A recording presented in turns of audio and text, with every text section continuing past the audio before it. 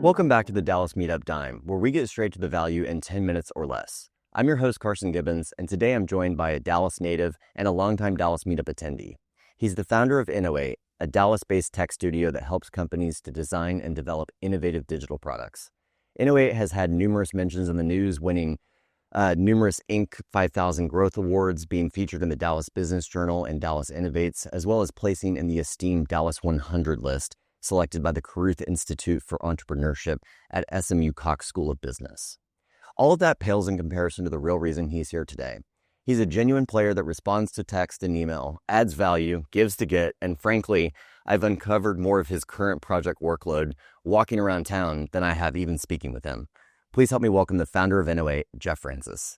Thanks for having me. Glad to be here. Thank you for coming in. Yeah, my pleasure. I feel like this is actually our first time officially meeting, even though we've been in the same room and have a lot of mutual contacts. I had to think a minute whether we've actually met in person or not, but I feel like we've known each other for quite a while. You are a competitive cutting-edge player in this town because ENO8 is doing what it's doing. We can get into that. I've heard a lot. I've actually met clients walking the halls of SMU and all over town we're working with Jeff Francis over at ENO8. So I know that you're on that scene, but I wanted to talk to you about how you keep all the plates spinning in such a comprehensive fashion, because in my research for this interview, you're in the news. You've got a great digital presence. You're podcasting. You're giving to get, documenting startups that you're anxious to see at DFW Startup Week, even though you have no vested interest in them and you're not working with them. What is that?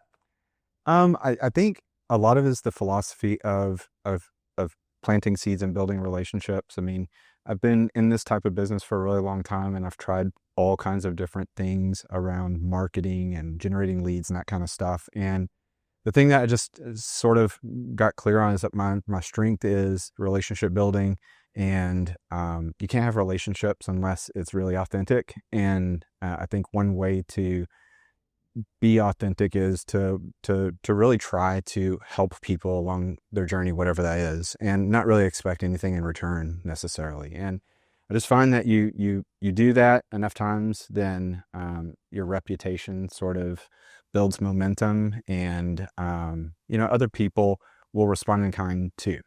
So I think it's a sort of a core principle about that relationships are really the thing that really matters the most about building the business. And so just really trying to lean into that a lot. The thing that struck me since I think I met you on a virtual voice call to start talking about Dallas Meetup, partnering, all this different stuff. And we've had mutual contacts in the past, but ever since that day, I've been in your drip campaign where let's go to lunch, or here's my email campaign, like here's us in the news. Yeah. You have a very comprehensive brand strategy when it comes to those comms and those relationship building moments. It's digital and it's IRL. You bridge that gap in a way that I've never seen. Yeah, thanks for that. I think so much of it is having a really good team sort of behind the scenes. I mean, I'm sort of forward facing most of the time, but I've got just terrific people in spots where they work on the things that they're just really good at. And over time, we tried to just pick the things that we know we want to be super consistent on, and try to avoid chasing too many shiny objects, which I'm super guilty of that all the time, and drive my team crazy, I think. But I think picking a handful of things that these are the ones that we feel like are really important, and just doing them really consistently over time, whether we feel like we're getting results from it or not necessarily, right? From a service offering perspective, what are those consistent things that you're bringing to market for your clients at ENO8? I think you mentioned it. We position ourselves as a digital innovation studio or a tech studio. A lot of people ask, like, well, what does that even mean? I mean, we build software products for our clients, but I think that what we really do very well is sort of our superpower is helping to create clarity out of chaos. And chaos, when you're building some sort of a digital product, means burned budgets and really bad outcomes. And so I think that was one of the things that we figured out like we could be really good at pretty early on. And so we developed a process around that. And so helping to be really clear on what needs to be built, why are we building it, What's it really going to take to build it? That's sort of a core item for us. And then the ability to execute on that is just having a great team and a process that we've really invested a lot in refining over time.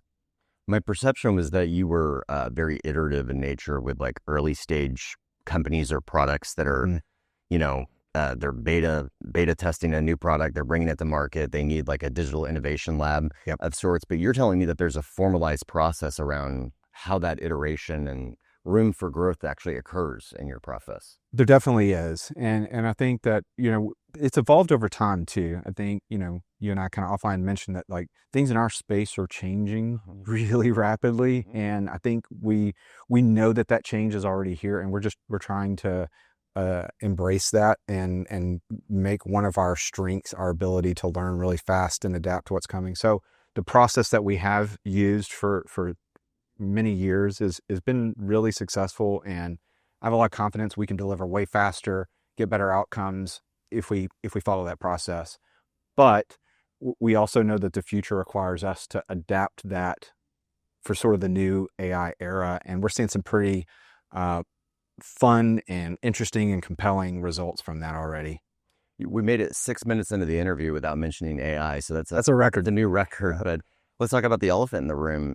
Software development firm, and software development just got changed for the future massively. Not as many devs are required, if any. People are speaking apps into existence. Like, what does that do to your business, and how are you evolving to steer people on the bleeding edge of even that frontier? Yeah. I mean, we only have 10 minutes, so I'll give like a really quick version. We could go a long time on that, but I think, so we've been leaning into the AI story really heavily because we do recognize that it's going to change our space and how we serve our customers.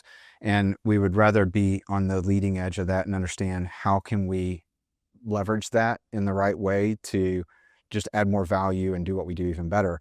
And I think one of the biggest findings is that the AI is not some sort of magic box where you just tell it what you want and it comes back.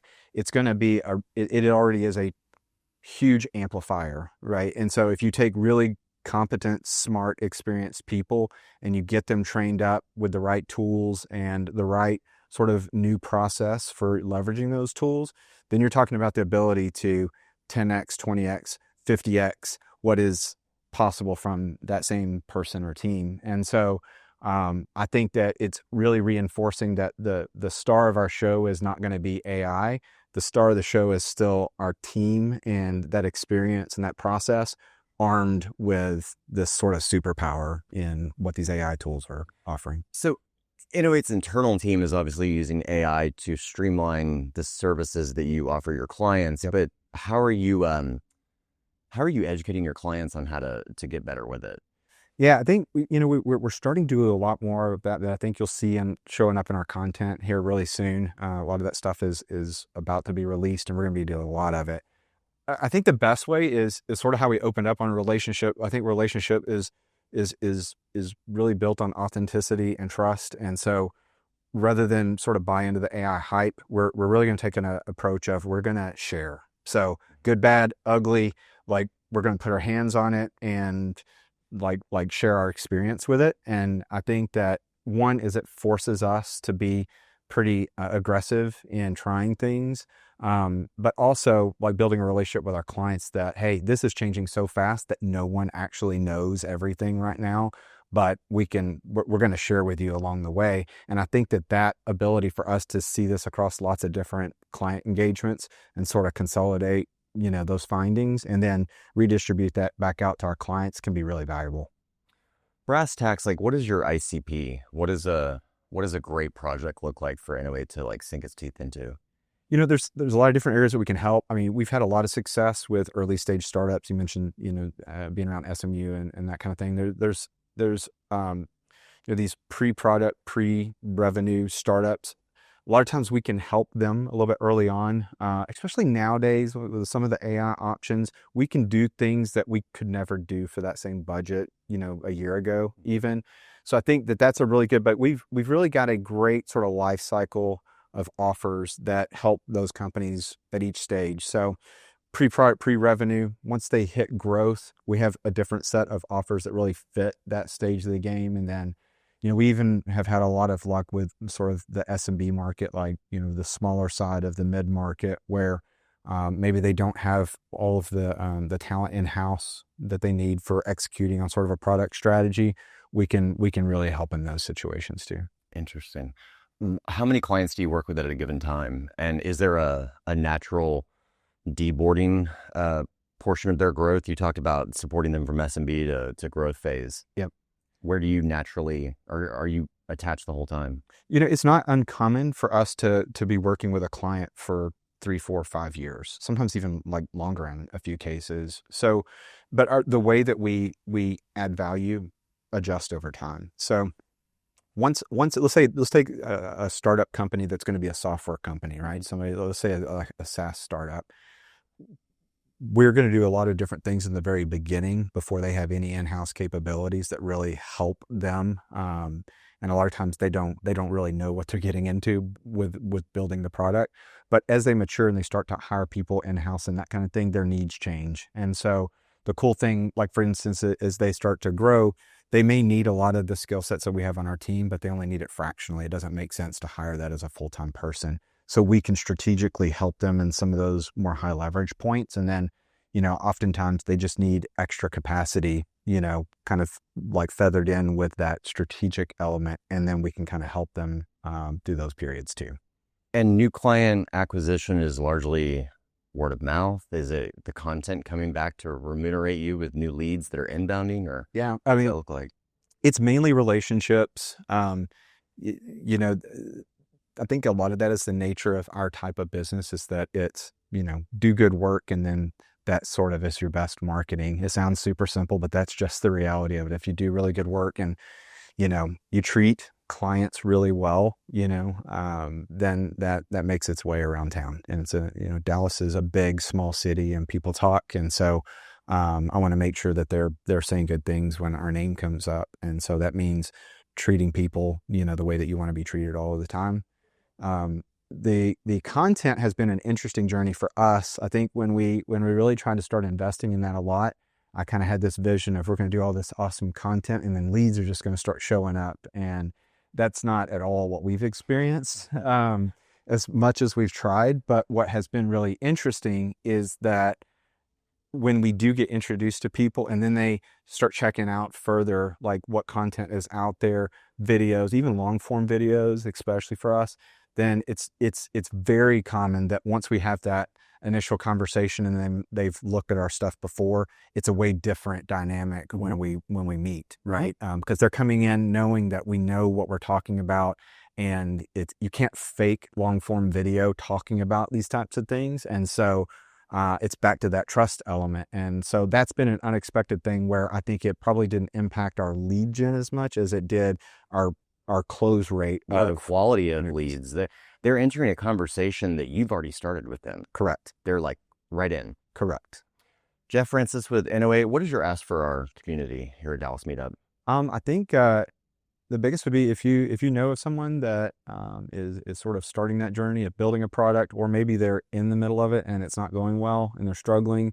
Those are perfect situations where we can help. So if you know them, please get us introduced, and take a look at our content. Hopefully there's some good value there. Even if you don't need us right now, we really try hard to bring some stuff to the table that helps. So I think you certainly do. Jeff Francis with ENO8, thank you so much for coming in. This has been the Dallas Meetup Dime. Please join us next time.